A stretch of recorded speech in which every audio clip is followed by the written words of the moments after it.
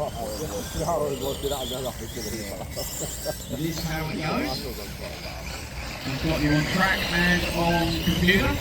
You've got to wait to keep. Nearly down the straight back. Car is turned up to 11. He is on like Donkey Kong. He wants his PQ. Biscuit's going to have a little bit of a slow second lap. They're going to let him get away a couple of seconds. Not something he can afford to do. Good.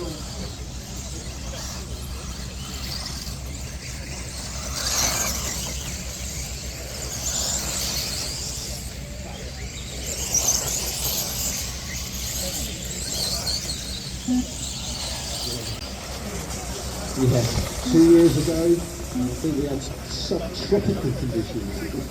Mental health, we got the opposite this time. Like revenge.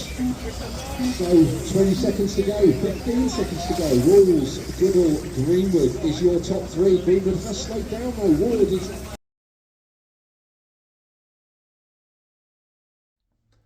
Hello and welcome to Tower. We're a week after Oswestry Revival, and that was a great racing event. A lot of people enjoying themselves, a lot of people driving very fast, faster than me, but it was wet. It was really wet, and to compound my troubles I decided to run 3 cars. So everything got super filthy. We're a week after and I haven't even started cleaning up yet. The Avante looks reasonably clean, even if you've seen pictures of it from the end of the weekend where it was the muddiest I've ever had any RC car. I took to running it under a tap, so today we're going to strip everything down. We're going to check everything still runs. We're going to take all the moving parts at least out. If I don't go further than that, we'll go at least all the moving parts, flush all the bearings, clean them, re-oil them, and build it back up again. So you won't see any running videos of these cars from me. You can find them on other people's clips. I know Pop Along have got some great coverage from the event, so yeah, go check it out from all your favourite YouTubers. First of all, get all the wheels off all of these. I've got a big bucket of water out of camera here, just to make my life a bit easier for doing some of that. Bodies will probably end up in that bucket of water, and yeah.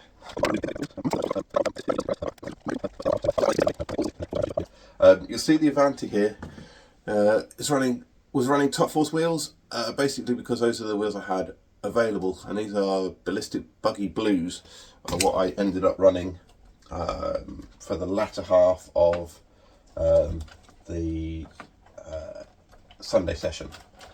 The Super Astute on Saturday I ran as a mixture of Silver Mezzos when it was dry enough, as in it was still a bit damp, a bit slippy, but Silver Mezzos worked really well there.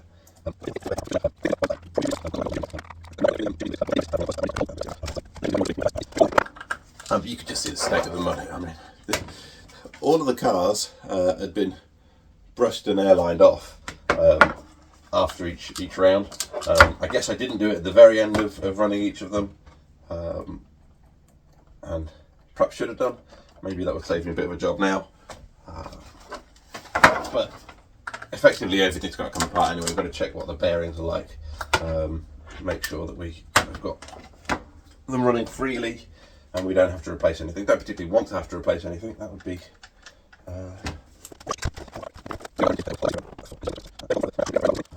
I ran, for the Madcap, I ran the Tamiya rib spikes all weekend and was quite happy.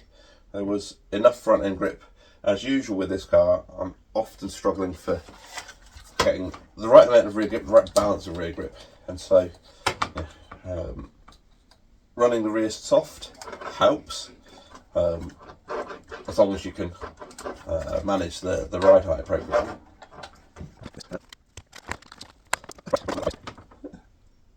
You see in there?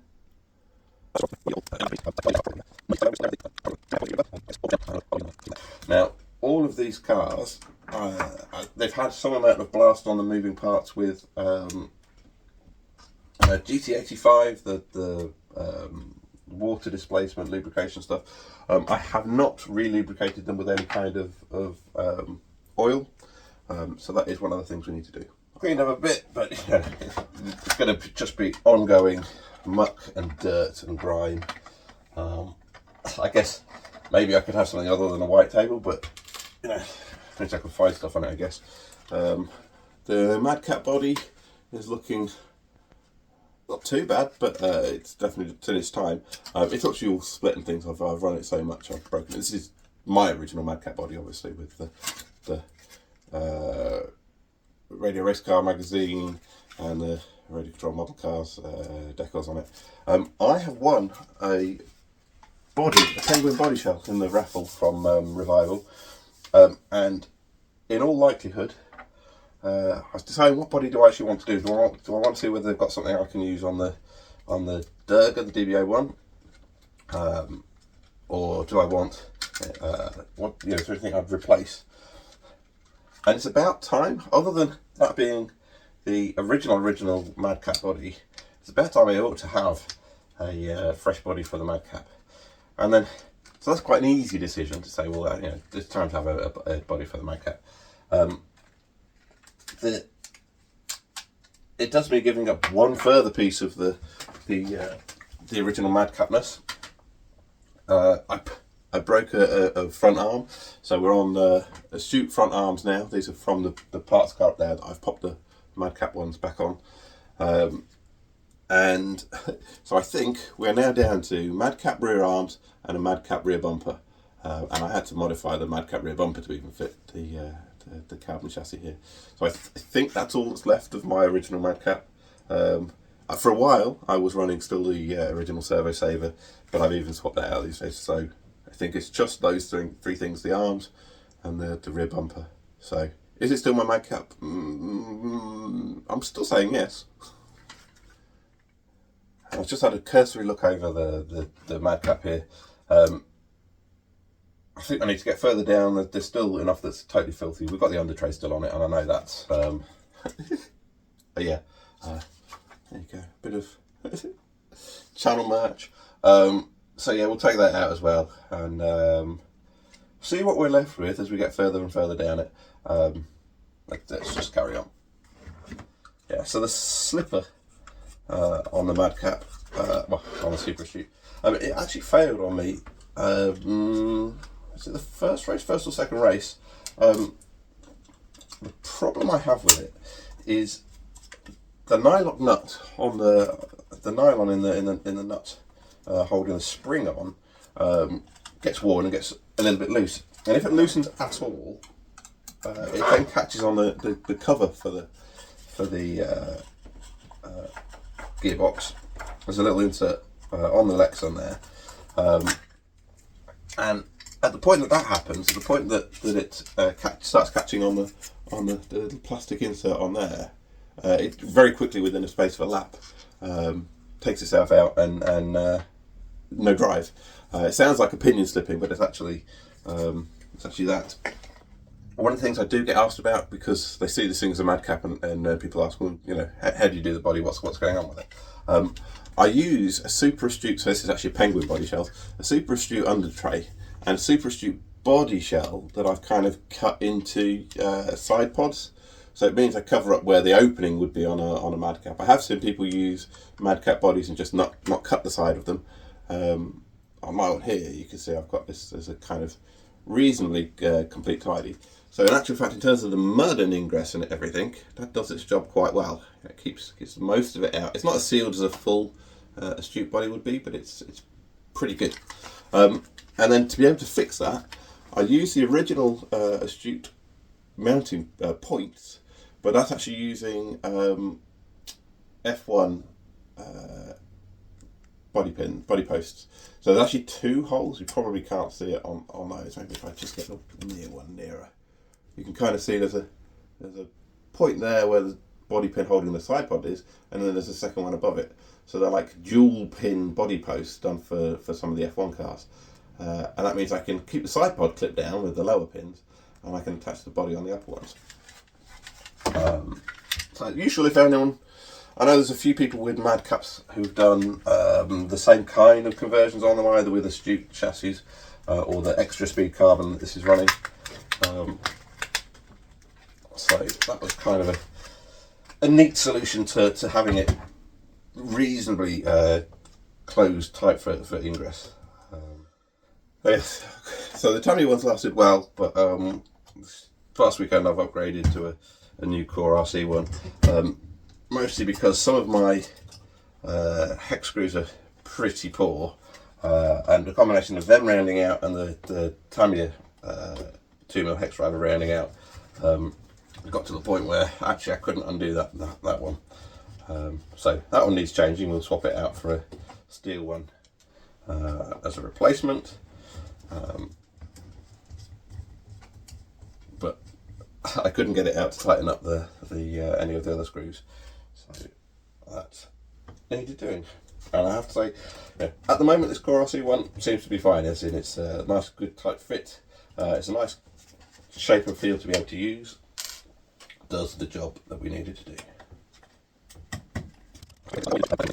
On the side of the car is looking reasonably okay. The top side is looking reasonably okay, but it really does need at least a stiff brush. So I'll go brush it and go see. So that's the metal taken care of. I've taken the under tray off. I guess you saw me do that a moment ago, or a moment in your time.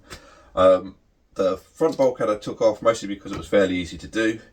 The back of it I've left as one piece at the moment and just gone through with a toothbrush and soapy water and cleaned it all up.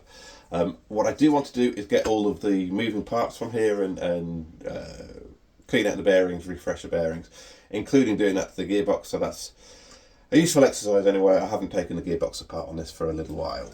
And then I was just thinking, oh, but this is a super astute, and that means everywhere there are more bearings, as in there are bearings in all of these hubs, and me being lazy bought ball races just because it was easier.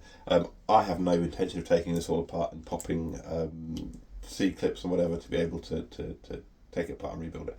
Those bearings are not functional in the same way as a rotating one on the wheels, so they will stay put. It all still seems fine enough.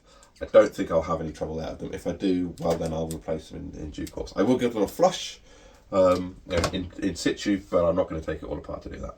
I'm going to strip down the gearbox and get the bearings out of there, get the bearings out of the hubs, and give them all a big a flush and a re-oil. Okay. I'll leave the camera running. I might speed this up. I might cut it entirely. Who knows?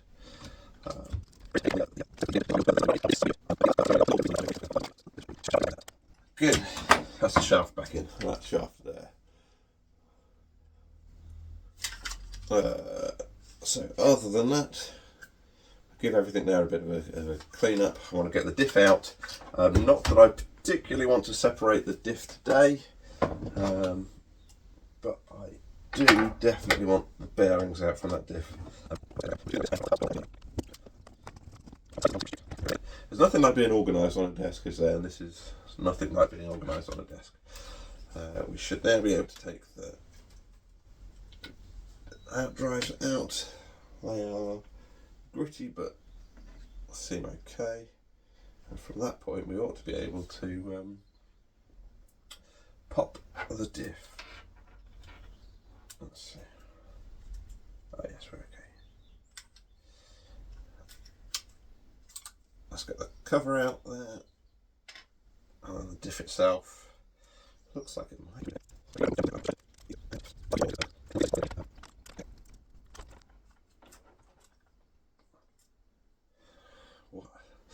What a mess. Right, good. Let's get the car out of the way. It's probably out of shot there, isn't it? I don't want to move it beyond that. Bearings off there. I'll give this a bit of a clean up. Now, my Super Astute was built with anti-wear grease in the diff. It's not a sealed diff on the Super Astute, so anything that goes in it makes its way back out again. We'll give that some amount of flush. Probably I'll say something like GT85 and someone say, no, you mustn't put that on nylon gears, it eats the gears or something. We'll find that out, I guess, in the comments. We've got things like WD-40, we've got things like oil. Is that the right number of bearings? 2 for that one, 2 for that one there. And then we'll put the ones from the axle in. Let's get those.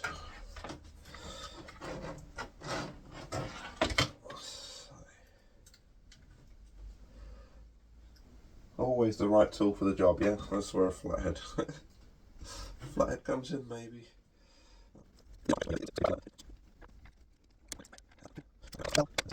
These are the extra speed hubs,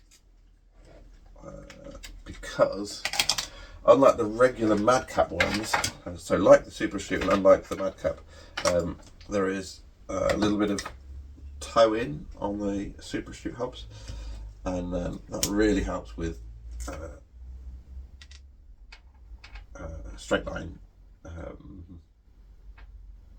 don't mean grip, but I mean drive. So it just helps it pull in a straight line under acceleration. So for a little bit of time, I was running the Super Astute plastic hubs, but I could only run those with dog bones.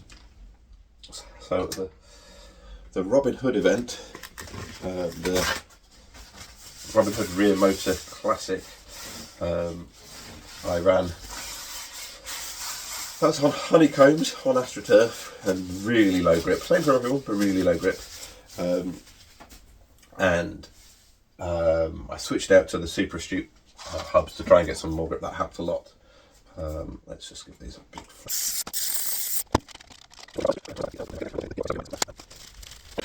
I imagine in terms of race prep, this is something I'm supposed to do before every major event. If you know me, you'll know that I don't have time for such. I'm not about to win something. I don't. Everything's marginal gains. I appreciate. Yeah.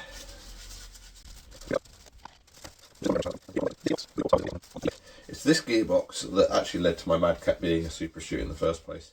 I was missing a counter gear for the Madcap, and as things go, I wasn't going to spend used prices on a Madcap counter gear. I think the only people selling them sell them for something like £15-16 for a gear, which all seemed a bit ridiculous to me, so I didn't do that. So instead I spent the money on a way more on a Super Shoot gearbox. That was fine, and I ran that on the Madcap with its Madcap bathtub for a period. But then when I broke the bulkhead, no, I actually broke the chassis finally on the Madcap, and so I was then at the point of, well, I'm not going to buy a Madcap chassis, am I? And bought the Air Racing carbon fibre chassis and built up basically a Super Shoot from that point. You'd think, as I did, that the Astute, Super Astute and Madcap were quite closely related. They were. I mean, they were released within a few months. Design-wise, gearbox-wise was the same, but parts are less interchangeable than you might think. Things like the shock tower support and things like that are all slightly different. So it was a surprise to me. Right, those are bearings. They've been flushed with GT85. I do have oil just to re-oil those bearings.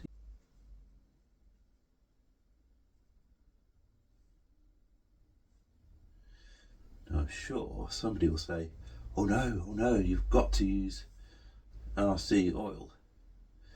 And you probably are supposed to use RC oil, but any light oil will do the job better than no oil. So that is what we're doing anyway.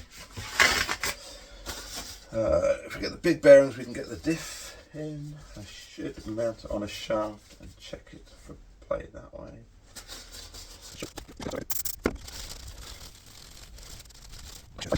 that'll be a good plan. Bear with me a moment, I'll probably have to disappear off camera for a minute to go find, I don't know, some cameo grease or whatever. Just a moment.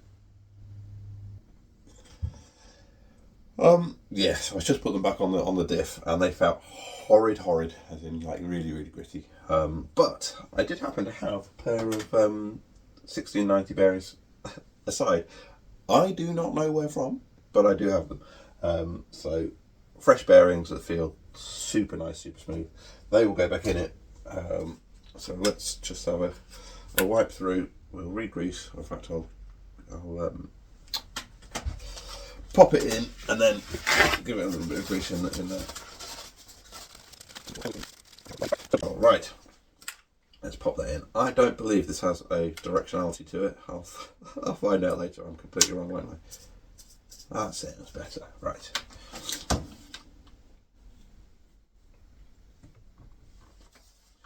So just to re-grease it, there you go.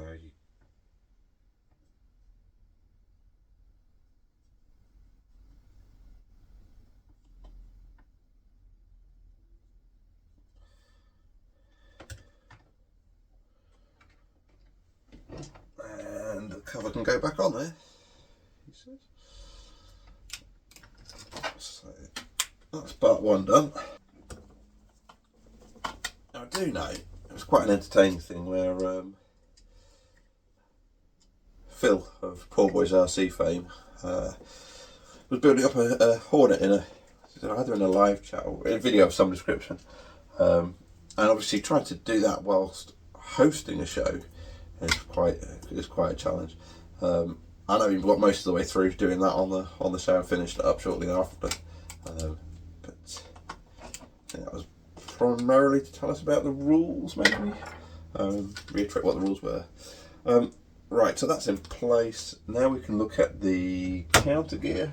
I'm going to give the counter gear a flush as well because that looks horrid. If anyone's got any recommendations to what to use as a degreaser, I know there's like various muck-offs and that kind of thing. Then let me know. But I just want to get the worst of anything out of the cover. I know people have been using the alloy covers for these. I guess maybe it's important if you're running big power. I do have an alloy cover on the parts car Astute that's out of shop now, that came with it. I tried it on my Madcap, and somewhere about tolerances it just did not work, did not play it at all. So that was disappointing.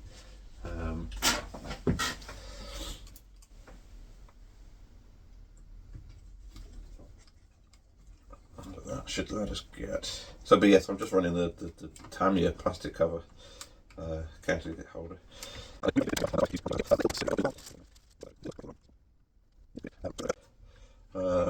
Bearings in the front end, bearings in the back end, and I believe at that point we can call this one done. Of course, I realise I'm doing many things off camera. I mostly have my mat here to remind me where on camera it actually is, which is the smallest one. That's the smallest one.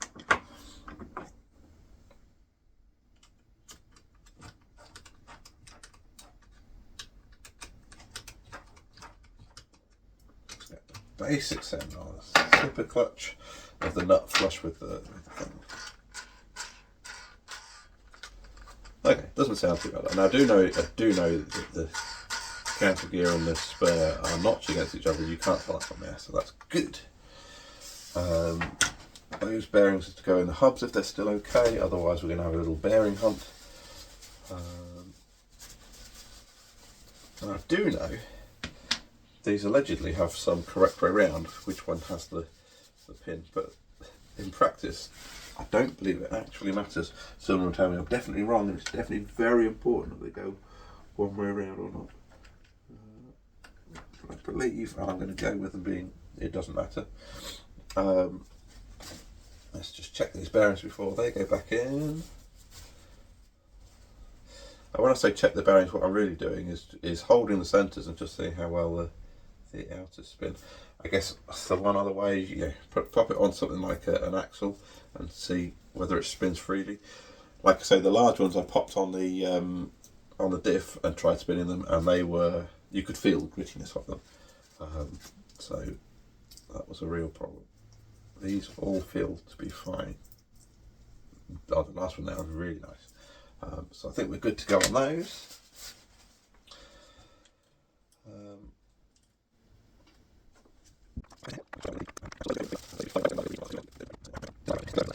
We'll do that next. The front end of this has a spacer block. It's running the Pargu alloy bulkhead.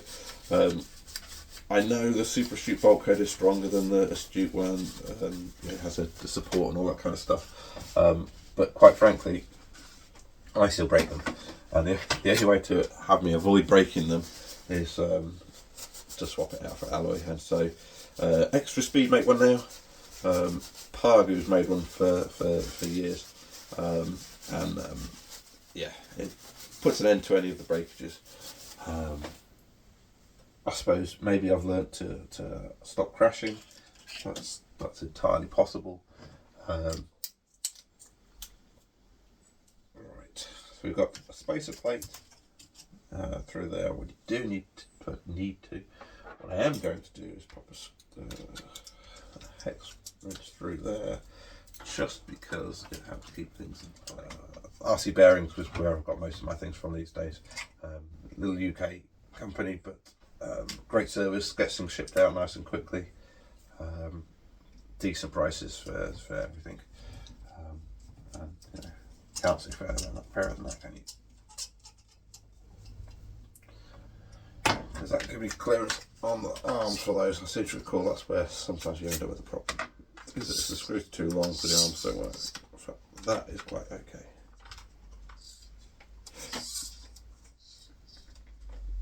The other two go in after we put the under tray on. So that's okay, that's good to go. Are we ready for that under tray? We're ready for putting the front wheel bearings. I've given those a clean, we'll get those on in a moment. Let's re-clip. I suppose we'll go under tray next.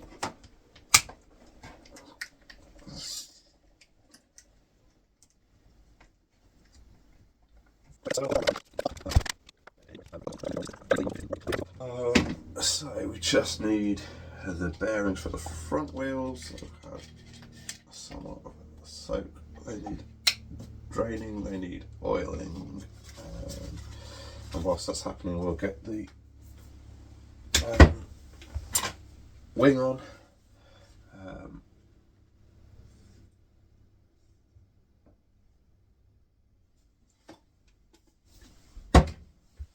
So we've got the wing. Let's just grab a cloth of some description for mount like so.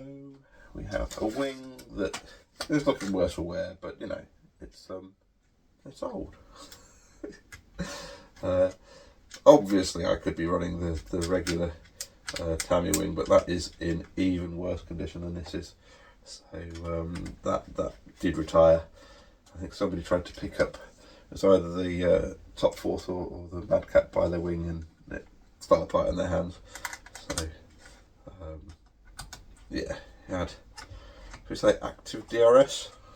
Or passive DRS, I suppose.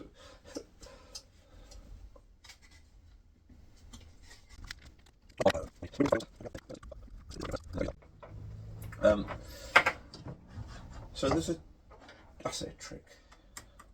It is a trick, but it's not a super exciting one. On a Super Astute,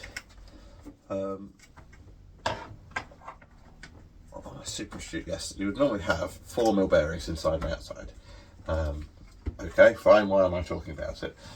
Because there is a little thing you can do to allow running. So this, I'm running UJs from Top Force, and they're slightly longer than the other Tamiya UJs. not a lot, but just enough longer there that you saw that they don't fit nicely. So the trick that I'd forgotten about, we got lucky on the other side, is to use two different bearings. If you use you can almost see if I get them lined up. If I get them lined up in one hand, maybe. A 3mm on the inside and a 4mm bearing on the outside, that gives you just enough room in the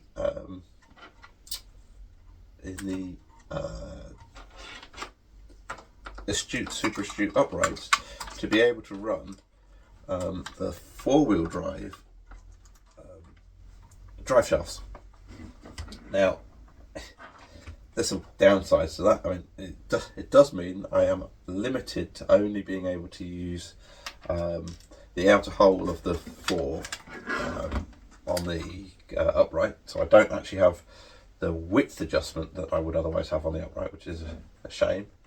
That does mean I can't use Kyosho wheels and still pass the racing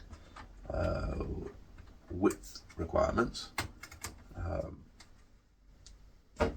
But in terms of making a suitable runner, it's quite a neat solution. There was someone on Tamiya Club who'd run into it. That like 3mm bearings are hard to get hold of, the appropriate dimension ones, but it does afford you that ability to run. I say modern UJs, I mean the Top Force UJs are slightly longer than the vintage Tamiya UJs. So as long as I remember to do that, then I'd find this pin would fit in here quite happily, and the hex would go on, and then we could put wheels on.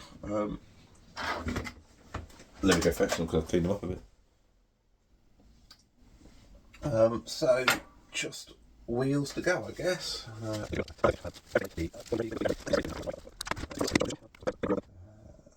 Okay, we have, because we're running Kyosho wheels, we have some spacers. I believe these are 1/2mm spacers. So I've got 1/2mm spacer on the inside, and it actually helps keep the bearings clean as much as anything. A 1/2mm spacer on the inside, a 1/2mm spacer on the outside, and then the nuts, and then that's around about the right spacing. They should run freely once that's done.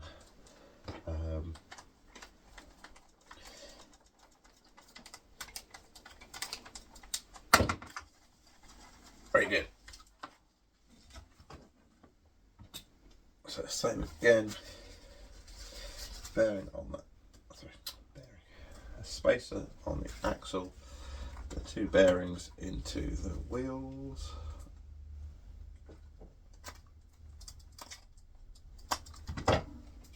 spacer on the outside,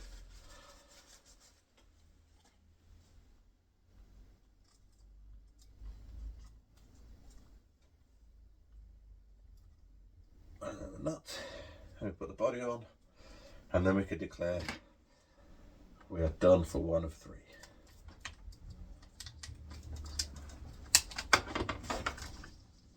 Good.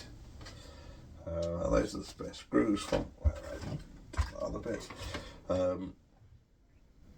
Body clips are still there. We didn't lose the body clips. Good.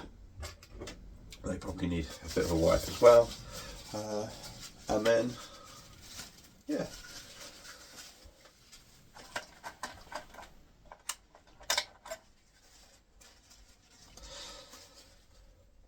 One happier Madcap, and we can be confident that at least the bearings are now free and nothing untoward is going to happen to them between now and the next time it's racing. Good.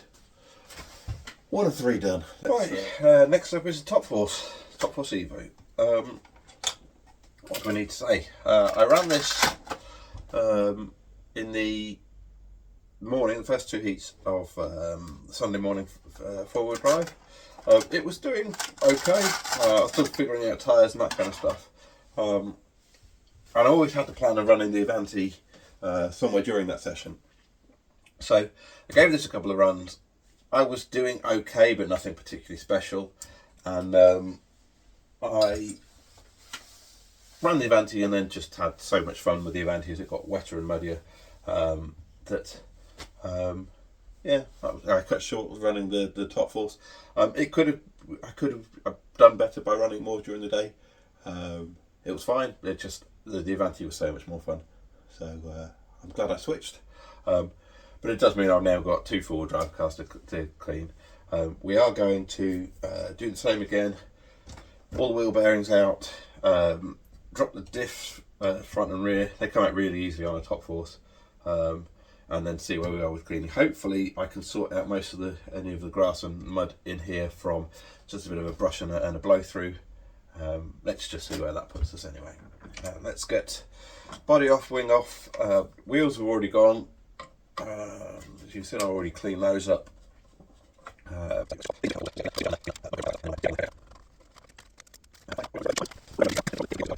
The one to let you see is how easy it is to get the diff out of a Top Force. I don't really understand how Tamiya went from these cars were so well designed and then kind of lost their way again. If you've ever worked on a like an Avante or an Egres, they were terrible, and clearly Tamiya learnt a lot from those when building the Manta Ray and then the Top Force and Top Force Evo. But yeah, it puts these in a weird position of just being so easy to work on. And I guess Tamiya used that for their on-road cars for a period of time, the TA01s, TA02s.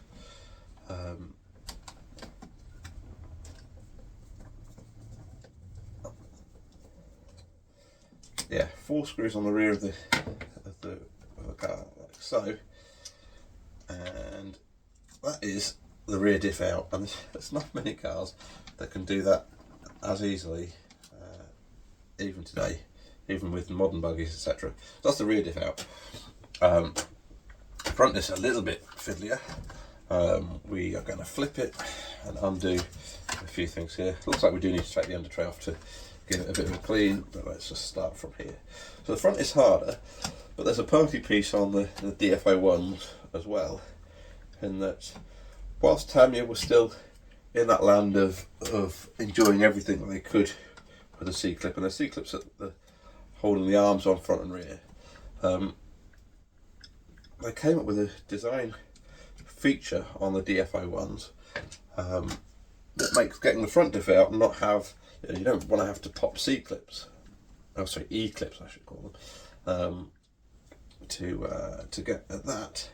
And so there is a solution for that space as well.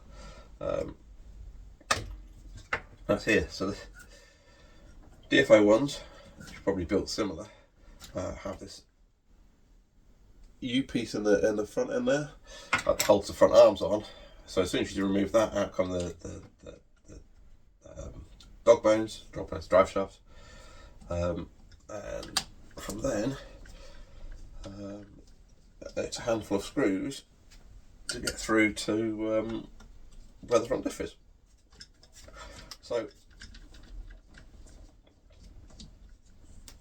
obviously I haven't left building this one to last, but you can see if I had done, I'd be leaving myself quite an easy job in terms of getting through to all of this, separating it and getting the various parts out. Now I do have to do the hubs to get the bearings out of the hubs as well, but that there should be all we need to get the front diff out. Just pay attention as to which way around that has gone in. You kind of see when you put it back together where it needs to go. So that's the front diff out. The two things generally on a Top Force thereafter to not do is to ever take the rest of the drivetrain apart. But given the conditions that this was running in, I think realistically it's a must. I do have a tray somewhere for a metallic tray for screws, but I can't find where that is. So you will see I use Lurpak tubs whenever I'm building anything, whenever I'm disassembling anything, whenever I'm standing stuff on the shelf. Lurpak tubs or any butter tubs you have available to hand seem to do that job quite well.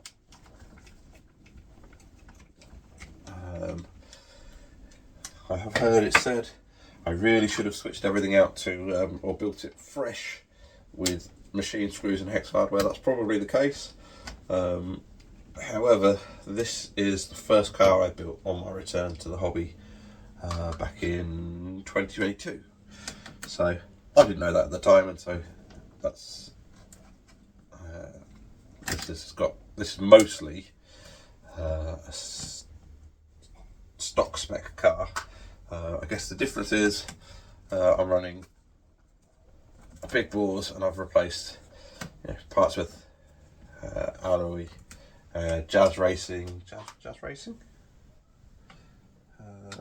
hobby, I suppose, and extra speed wherever I've needed to. I'm still running the plastic hubs on the rear. I did try alloys, but I did so when the only ones available were zero toe, and so that's not really the right choice. So that lets us get all of the moving parts here out. So that gives us the ability to give everything a proper clean up. I'm going to put the drivetrain mostly here so that I don't get it too gritty. It's the bearings we particularly care about cleaning. So this is the Tamiya high speed gear set for the touring cars. It fits as absolute like for like fit, but it does mean you end up with nylon idler shafts, idler gears, and that is the drivetrain out. So I'm going to go take the chassis, drain it up for mud. I'm going to separate bearings off from here, take the bearings out of the hubs, give all of those a proper bath, and then we should be ready to put it back together again. So this time round we're going to start on the wheel bearings because I can get that all taken care of and then get it built back up. So let's start from there. Oh.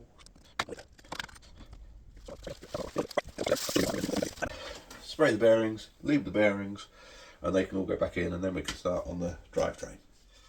We've got clean bearings. I have given them all a little bit of oil. We'll just spin them to make sure we're happy that they're actually behaving. They do seem fine. If any of these like a spin and they just don't feel like they're spinning, we will swap them out. I've got spares for everything. They all seem like they're all okay. So it was super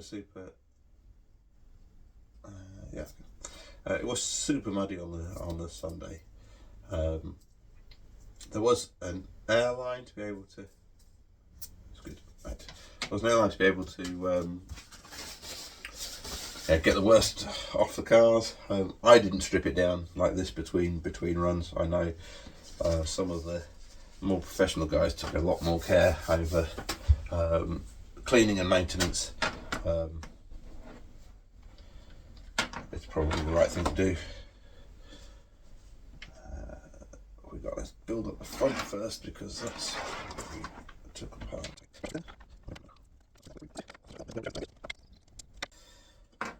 So pop that back up there. We know we've got some reassembly to do. Strip these down, give them a bit of a clean, check we've got nothing going on in the teeth. I mean, they're now greyed slightly, but I don't think we're in too much danger of like having damaged teeth or anything. I will give them a bit of a clean through. If I see anything untoward, I should probably do it with less oily fingers, especially less gritty fingers. I don't think there's too much extra contamination going on, but I'll get these. I'll take on every one of these shafts we've got little bearings. I will sort those all through, get them into a wash, and see you ready to put it back together again. Sorry about that. We ran out of power on the phone, so you missed me cleaning the bearings for the drivetrain, but I mean, you saw me do it for the Madcap. Flush them with GT85, give them a proper dry, and then a drop of oil. I am using sewing machine oil because what I have to hand. It's a lot cheaper than RC specific stuff, and frankly it's the same stuff. So that's gone in. They are all running quite freely. Everything seems to be alright in terms of the drivetrain, with one minor exception, which is not about the bearings. My front diff, let's see if I can get that in focus.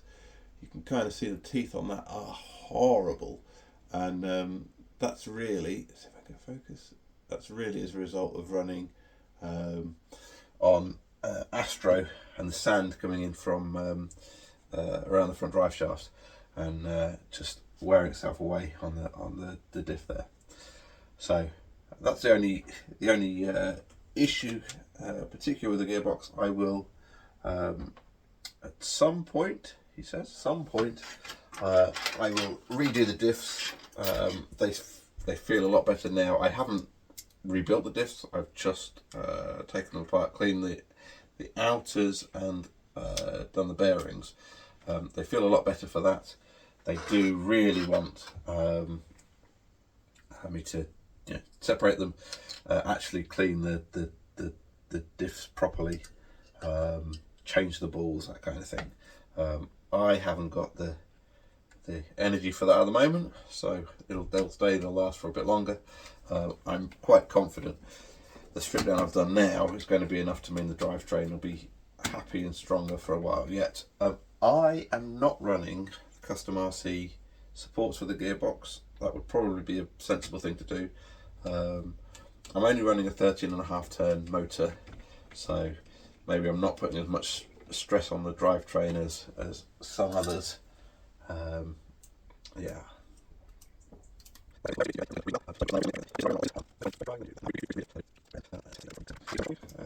So diff drops in, drive shafts go into the out drives, and then the hardest part with trying to do anything with a Manta Rail Top Force is holding this all together whilst you jam that U-piece in. Now this drive shaft is not quite in the right place yet. Let's see if we can trickle it around a bit. There we go. So those are all somewhere near, and then it's a case of jiggling the diff cover, which is a bit of a mistake. Let's give it a clean whilst we're here. So we can screw the diff cover on without worrying about the arms just yet. We will have to worry about getting the arms all in the right places very shortly, so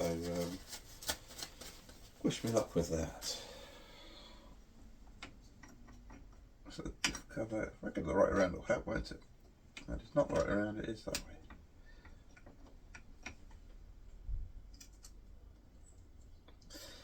Do you know what? It's in such a reasonable position right now. I'm going to get the U-bend in, even though I haven't yet got the diff cover screwed down. Like I say, screwing the diff cover on is probably the right thing to do. Let's hold that where it is and get the diff cover on. Now you will have paid attention to which screws came from where, which screws need to go back in. The good thing with the Top Force Evo is at least the majority of the screws are all the same length, so there's no great worry about the wrong screw going in the wrong place, etc. There are a few places it matters. I think towards the rear of the car there's somewhere, but if it's a countersunk one it goes countersunk, if it's a round-headed one it goes round-headed, and there are remarkably few different height screws used in the build.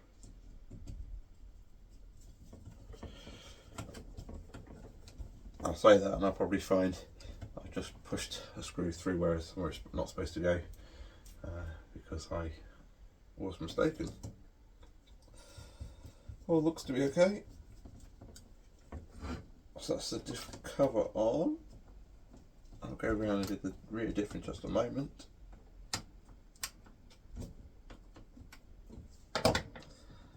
So, now we jiggle.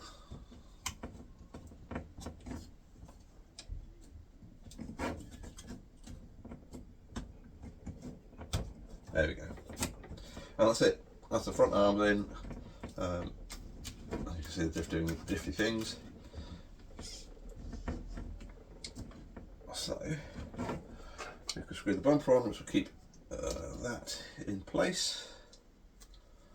And move on to the rear of the car.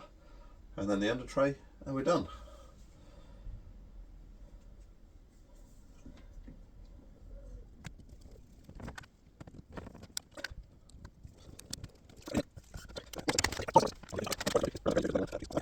The diff is going to go in here. So get the drive shaft in there. We will get the drive shaft. We can get it free in there, and the diff goes in the back, and then we screw it in, and that is it done.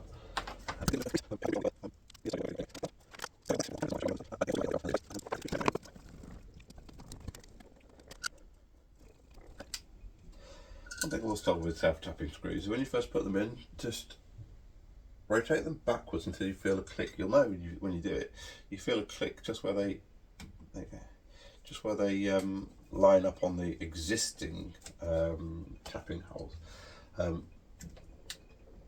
You end up with a screw that doesn't go in quite as securely as it would fresh, but it's more, it's better than stripping the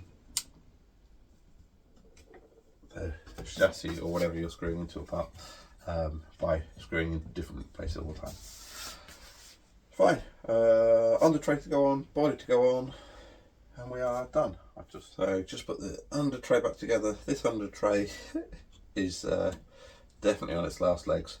I actually have to tape it on the underside of the front edge here, just because where the screws go, it's been a little too well used, and is mostly worn through the where the screws hold the under tray to the chassis. So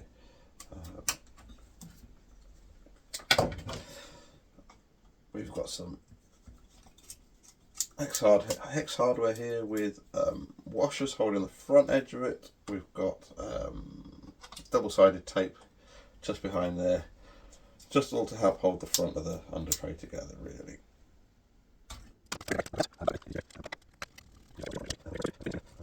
We can get the body back on, and we can declare this one done as well, which would be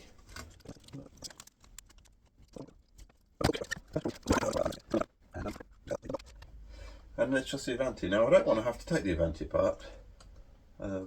If you've heard me talk about the Avante before now, I do love it. I do run it because I love it. But in just about every way, it is terrible to work on, terrible to race. I mean, actually, that's not quite fair. It does drive nicely, but that's about as far as it goes. Changing batteries on it is a chore. Getting anywhere to any kind of servicing on it is just hard work. So some point during this summer I changed it to be a 13.5 ton motor, and it was quite happy. It took me a lot of hard work to change the motor over. You'll see, I'll take the body off shortly. You'll see how hard work taking the body off is, yeah, it's just all a bit too much like hard work, but I'll show you that now. Tied it first, and then we'll swap over. So the Avante, yeah, same again. I'll strip it down, take it apart, build it back up from there. The wing on the Avante has a neat trick. Because it's adjustable in terms of height and angle, etc. We can pull two clips, and I should be able to remove the wing there and then. So the way it works, it has one pin to hinge it at the front, and one pin to adjust the angle of. So if I pop the bottom pin out, you can see from there we can adjust what angle we'd like that wing to run at. Or by popping both of those pins out, look at the amount of dirt and grime we're creating already. It'll give me some more to clean up shortly. Both of those out, off the wing comes, so that will give me something easier to clean. The body shell itself, kind of usual, we're talking 2 pins, but this is an Avante black, so the back of the body is covered by this this bar.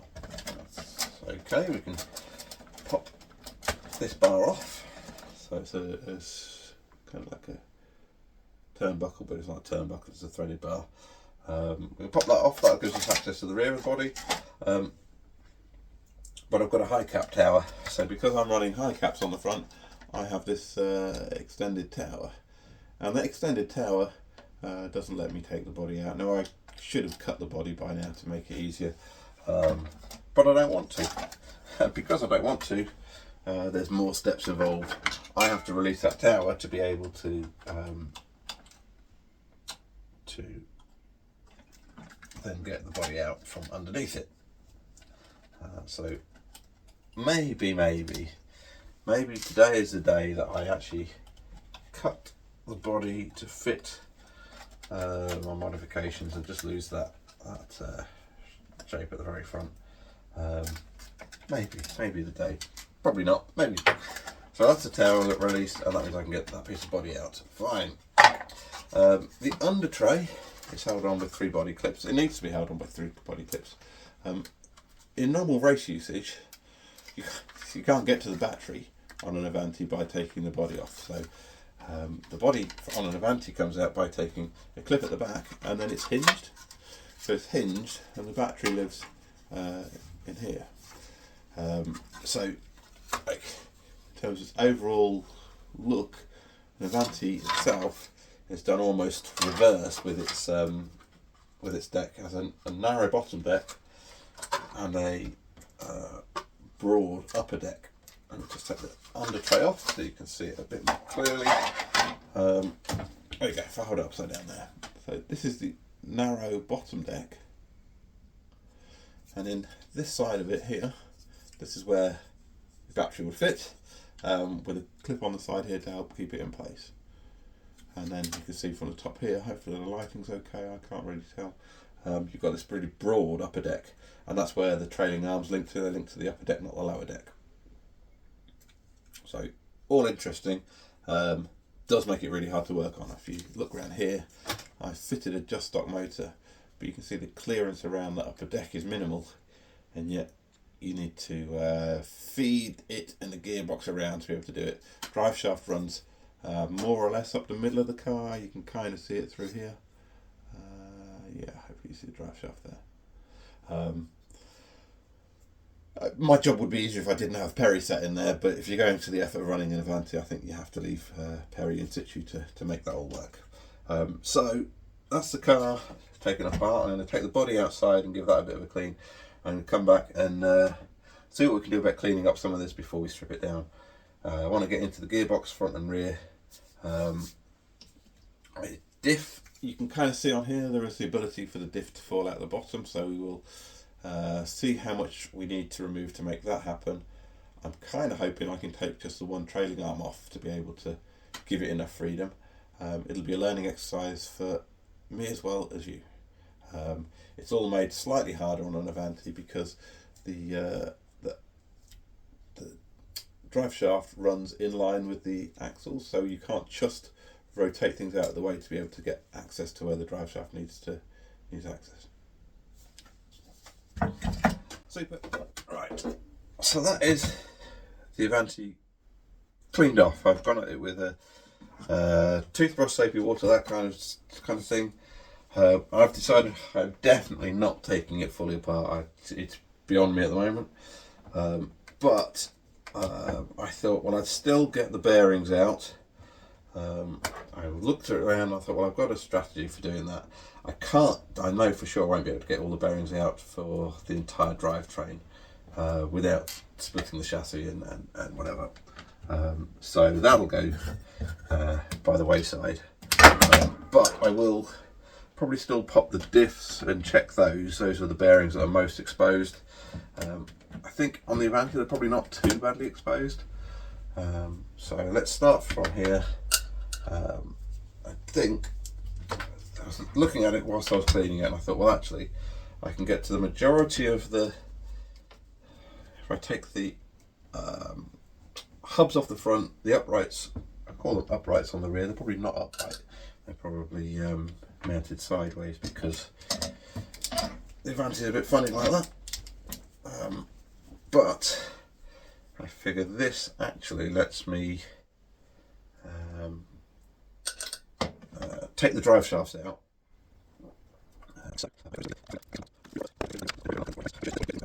I know it's a bit far away from you at the moment.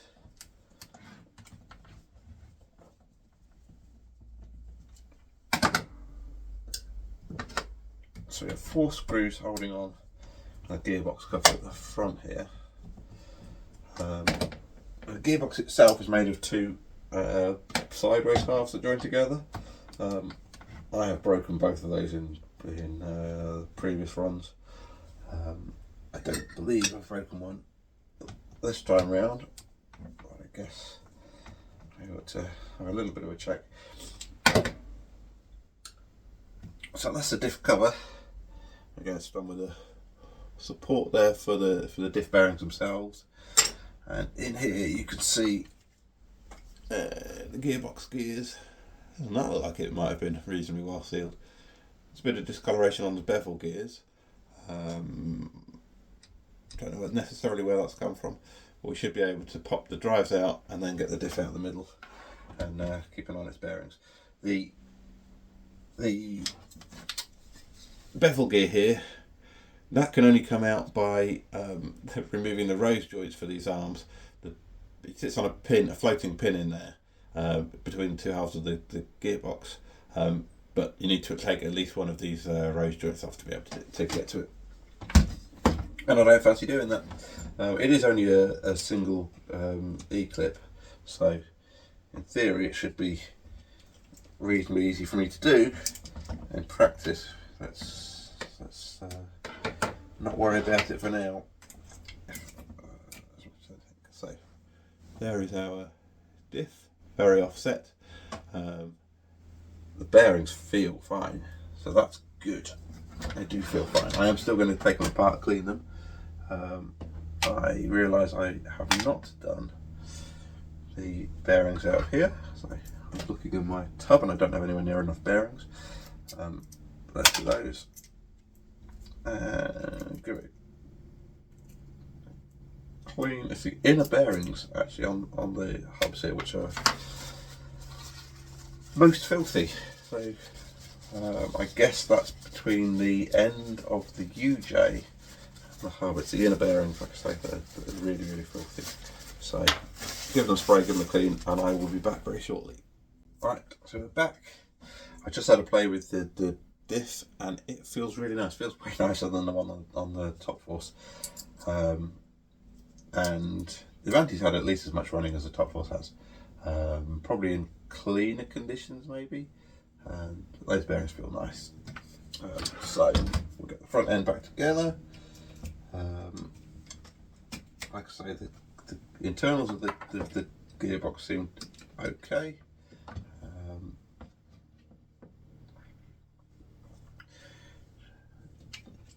Drive cups go in. They're much more positive drive cups than you get on the Top Force. Let me make sure I get it in. There you go. So there's these pins. Now, I imagine you can get these pins to break off, but it's not like the little splines. You can't snap those pins anywhere near the same way as you can the splines. Fine.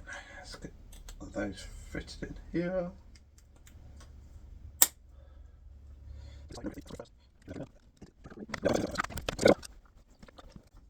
So having spent all my time complaining about how hard the Avante is to work on, maybe I've overdone it. Maybe it's not as bad as I made out.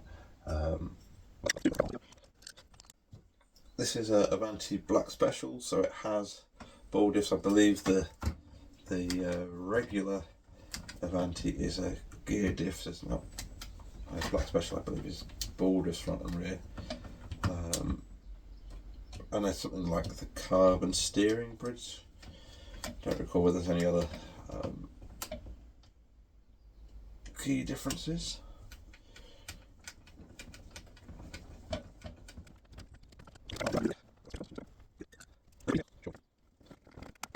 I spent all that time complaining about it. And so far, I mean, it's time for it to come and bite me yet, but so far we've been remarkably easy. Let's undo the rear and do the same. So I think we'll.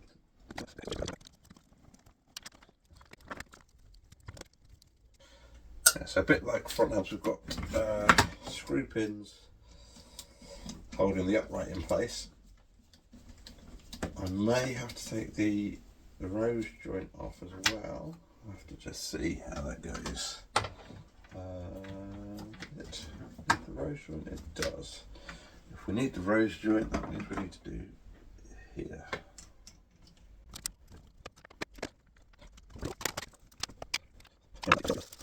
And whilst I'm here, I may as well clean.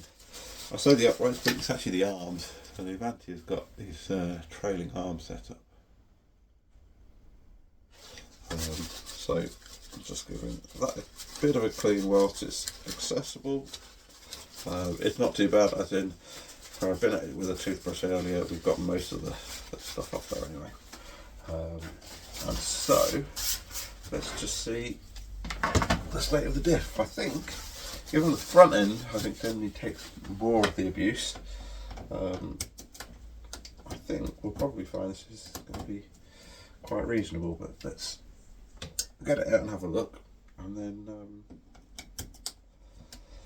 clean the bearings because they'll come out with it. And if the general condition in the gearbox is anything like the front, I'm not actually going to take all of the rest of the gearbox innards apart if it all looks to be pretty clean in there. So I believe this will have a little place for us to lift the gear cover. Yeah, look at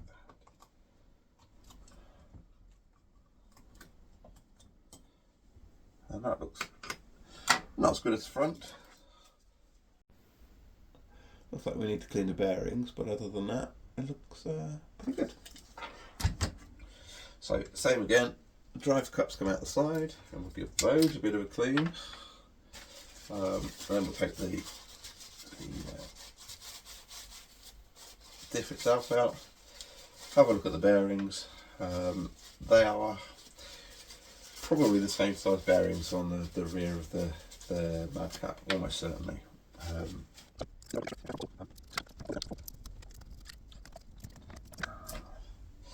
And this time we can have the counter gear with it. Now let's move that a little bit out of the way, and then see where we're at with these bearings. Boy, that does look filthy.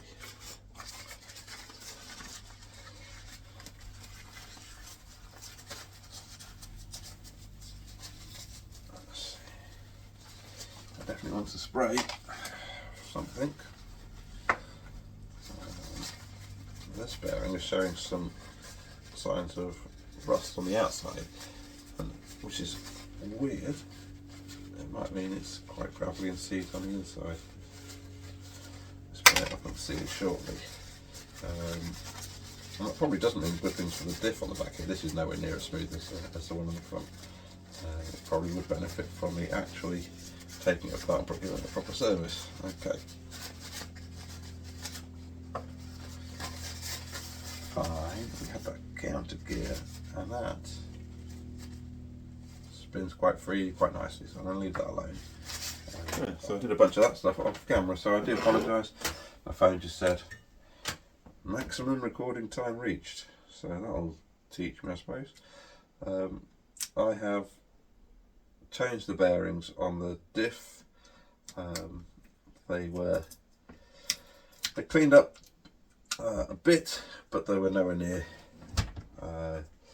best. I'll keep those as like spares in case I ever like blow up a bearing, but in general I'd probably do as well to throw them away and instead buy some new. I was fortunate to have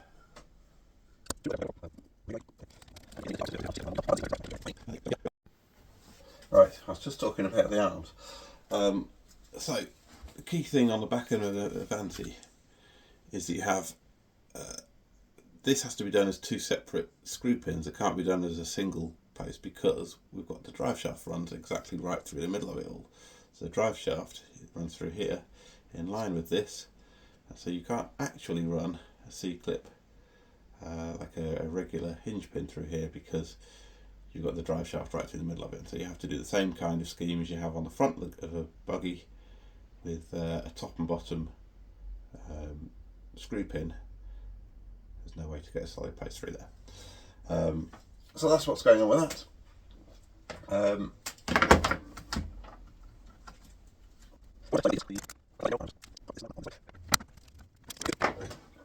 So we do the other side now, and then we can get the body back on, some wheels on, and then we can call it a day.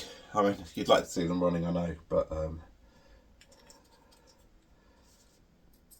where do we see the Madcap? You can definitely see on the Pop Along RC video. It makes an appearance a little bit in there, just as a little fly past as it was on one of their bits of recording. You'd be hard pressed to spot the top force on those. I was hoping we'd see the Avante snuck into somebody's videos along the way. I haven't yet found it, but I'll let you know if I do.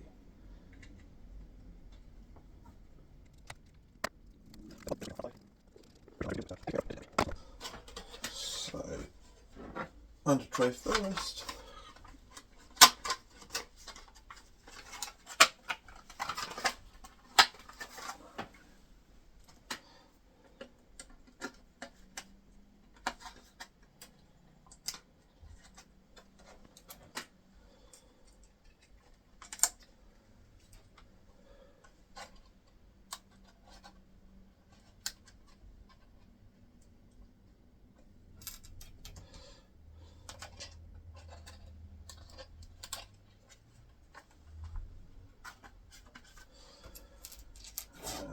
We've got two pins. We've got two for the body.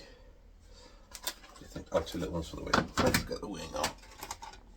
It's getting quite beaten up, this wing.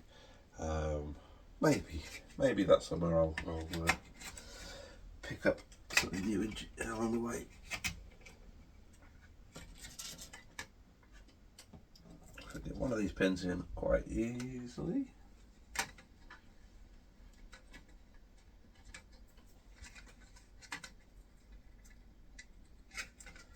There.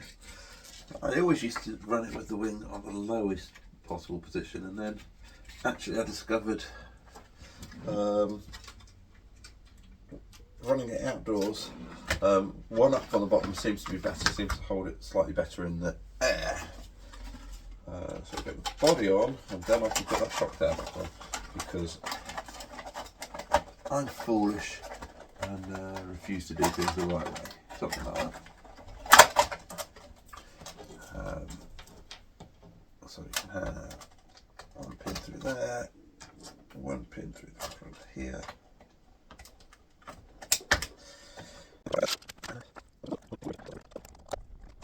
And the tower support on the back, like it says.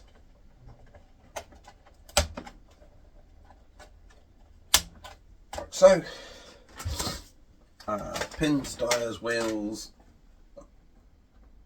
Pins, tyres, no, pins, hexes, wheels, that'd be the one.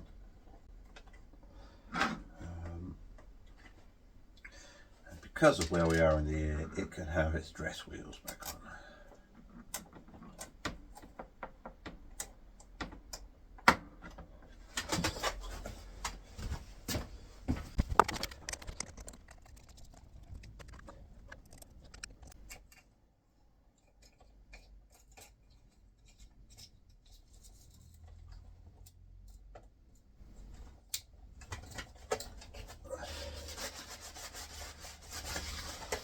Well, there we have it.